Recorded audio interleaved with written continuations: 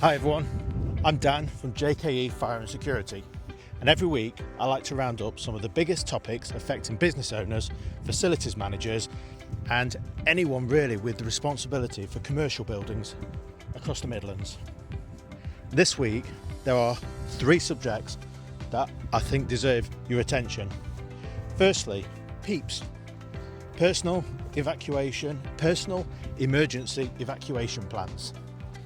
Secondly, what I call the verification gap and why your fire brigade might not attend when your fire alarm goes off immediately. And finally, why more businesses are moving towards fully integrated fire and security systems instead of treating everything as separate installations. So let's get into it. PEEPs. When most people think about fire safety, they think about smoke detectors, fire alarms, emergency lighting, fire extinguishers. But none of those things matter if the person inside the building can't get out safely. That's where a personal emergency evacuation plan comes in. A PEEP it's simply a written plan explaining how someone who can't evacuate unaided will reach a place of safety during an emergency. That could be someone with a permanent disability.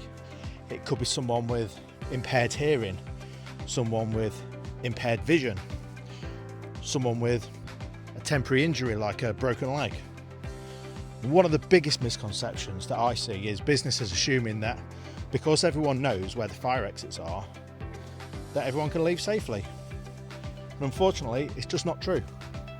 The responsible person has a legal duty to ensure that everybody can evacuate safely, not just the majority of people. And that means identifying anyone that needs assistance. It means speaking with them, understanding exactly what support they require, documenting it, providing any specialist equipment, making sure that staff are fully trained, regularly reviewing the plan. And the important thing here is that a PEEP isn't about the paperwork, it's about protecting people. So just ask yourself, if your fire alarm sounded in the next 5 minutes, would you know exactly how every single person in your building gets out safely? And if the answer is no, then it's probably time to review your fire risk assessment. Secondly, the verification gap. The second topic is something we've been talking about quite a lot over the last few months. The verification gap.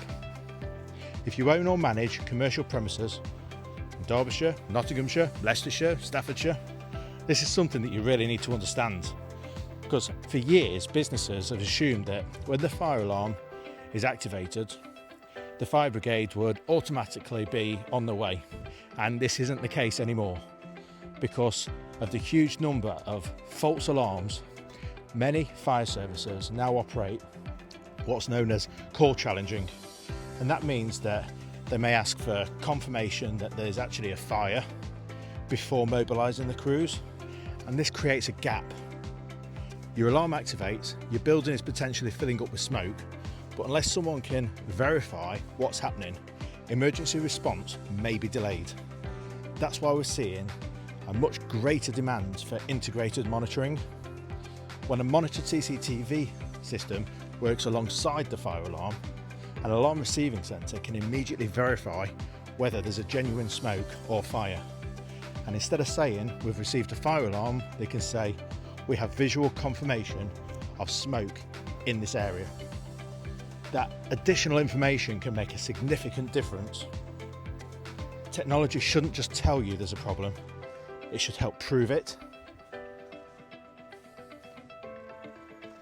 Thirdly, we come on to integrated security. And this is something that we're installing more and more of. Years ago, it was completely normal for every system to operate independently of each other. Fire alarms, CCTV, access control, intruder alarms, each doing their own thing. Today, the smarter approach is making those systems work together.